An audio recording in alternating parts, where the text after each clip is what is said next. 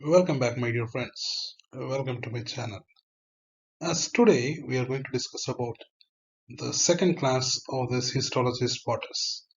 So what we are going to do is we are going to see the GIT gastrointestinal tract, the slides of gastrointestinal tract, how we can observe under the microscope, and what are the points to remember that. What are the key points to identify that respected slide?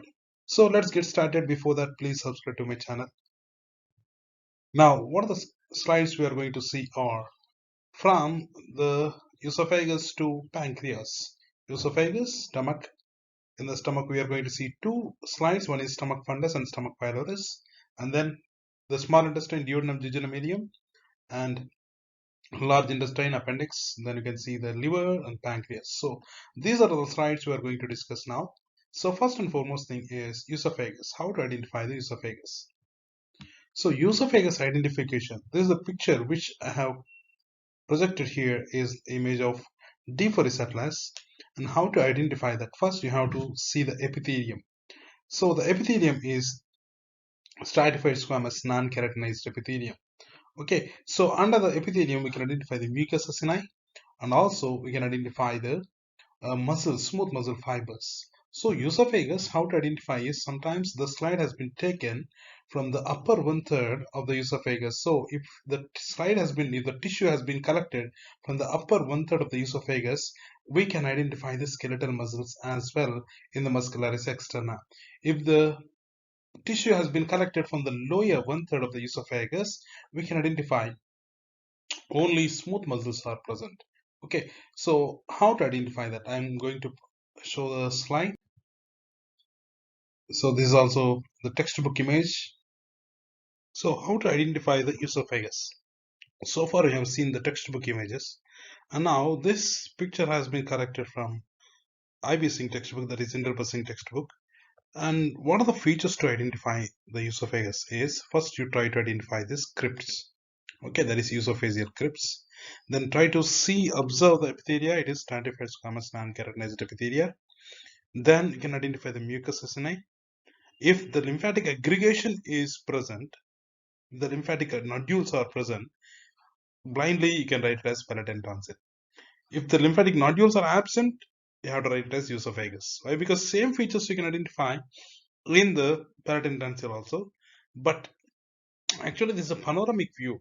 Okay, actually in the examination they focus the epithelia, lamina propria, and the submucosa layer.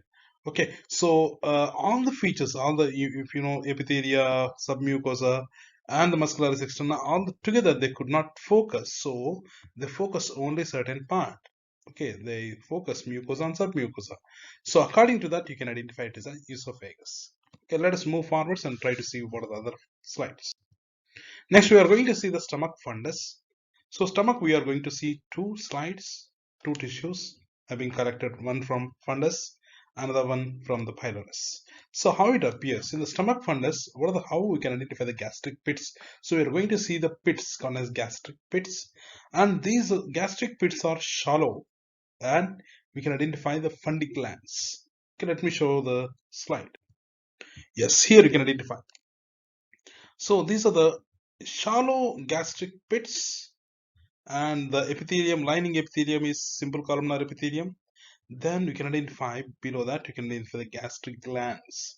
So gastric glands. So these gastric pits, they occupy only one third of the mucosa layer, one third of the mucosa layer.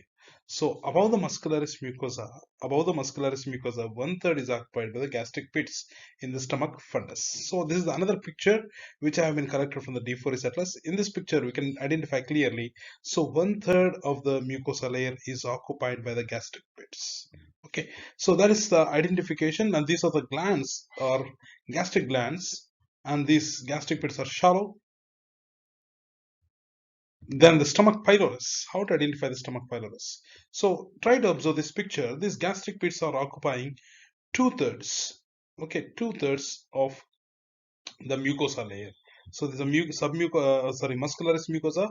Above the muscularis mucosa, that is mucosa is present. In the mucosa layers, 2/3 is occupied by the gastric pits in the stomach pylorus. They are very deep.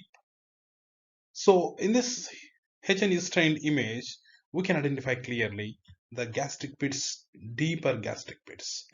And these are the oxyntic cells, and these cells we can identify in a clear observation only you can identify.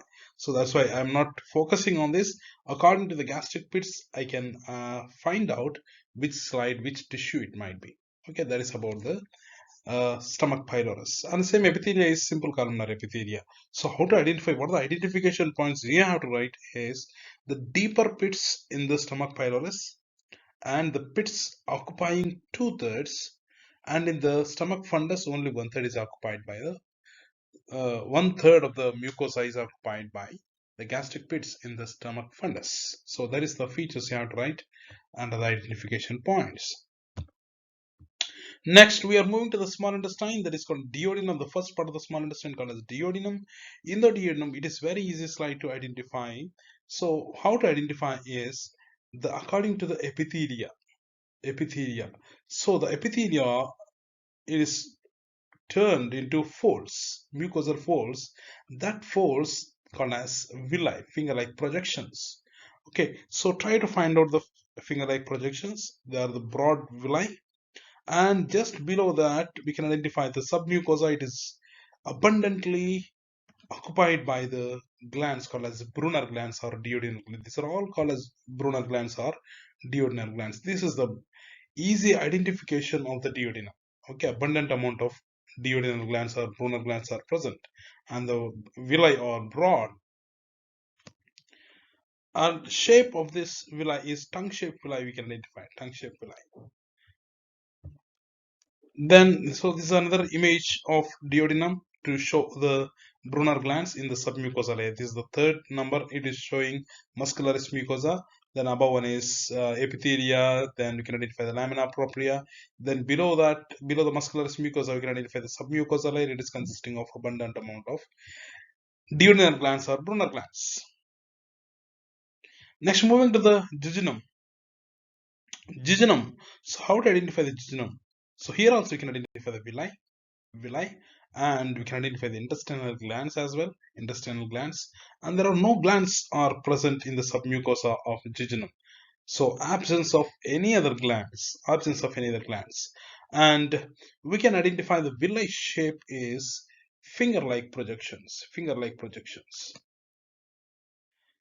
And moving to the next thing is ileum. Next part of the small intestine is ileum. Ileum, we can identify the villi shape is very small villi we can identify. Very small villi. Leaf-shaped villi we can identify in the ileum. And the submucosa and sometimes lamina propria also consisting of a large number of lymphatic aggregations. So they are called as Peyer's patches. Presence of Peyer's patches in the submucosa and also in the lamina propria. That is an easy identification of the ileum. And also we can identify the number of goblet cells. Goblet cells also, the number is more when you compare with the duodenum and the jejunum. Then moving to the next part is appendix. Cecum and appendix. In the cecum, we are not preparing any tissue. Then the appendix, you can see the lumen and also the goblet cells are present. And also you can identify the lymphatic aggregation is present in the submucosa, and also it is extending into the lamina propria some places. So the large number of goblet cells are present, and also large intestinal glands are present. They secrete the mucus and they secrete the water substances. And the action of this appendix, it is a lymphoid organ. Then moving to the large intestine. Large intestine identification is more number of goblet cells. There are no villi. Even in the appendix also you cannot find any villi. And here you can identify in this large intestine more number of goblet cells, and there are no lymphatic aggregation is present in the lamina propria or in the submucosa or in the muscularis mucosa. Any other layer we cannot identify any other lymphatic aggregation, and the no villi, and then abundant amount of goblet cells are present. And also if you just try to observe the muscularis externa, we can identify thick layer of the smooth muscle coat.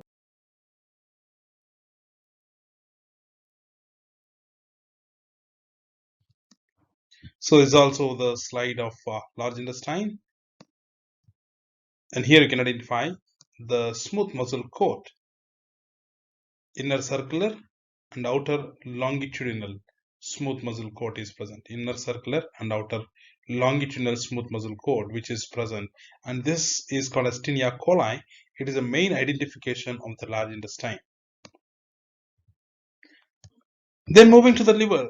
Liver, it is very easy slide to identify. So we can identify these are all the hexagonal shapes. Okay, hexagonal shape, and it is called as hepatic lobule. Hepatic lobule. If you try to see the hepatic lobule, you can identify at the center. You can identify some gap that it is saying that central vein. Central vein. At every corner, we can identify the three structures which are present in the portal triad: hepatic artery, portal venule, and then bile ductule. They are present at every corner of the hepatic lobule. Okay, that is the identification of liver. And moving to the next slide is pancreas. So pancreas also a bit confused slide, means sometimes you may get confused with other slide. Which slide it appears same is serous salivary gland. So one of the similar features in the pancreas and the serous salivary gland is serous acini. These are all the serous acini. We can identify the triangular shaped cells. More number of serous acini are present. And what is the main differentiating point in the pancreas? Identification point of the pancreas is a group of the cells are present called as islets of Langerhans. So presence of islets of Langerhans differs with the serous salivary gland. So these are the islets of Langerhans. Okay. So identification points you have to write as more number of serous the serous acini are also present, and also you have to write as presence of islets of Langerhans in the pancreas. And the ducts we can identify the ducts pattern. You can identify intercalated, intralobular, and then interlobular duct. These are the duct patterns which you can also mention in the identification points of the pancreas. Okay, that is about the GIT slides. Thanks for watching, dear friends. So please subscribe to my channel. And in the next class, we are going to discuss about other system, circulatory system, and also we are going to see the respiratory system. Thank you, dear friends. See you soon.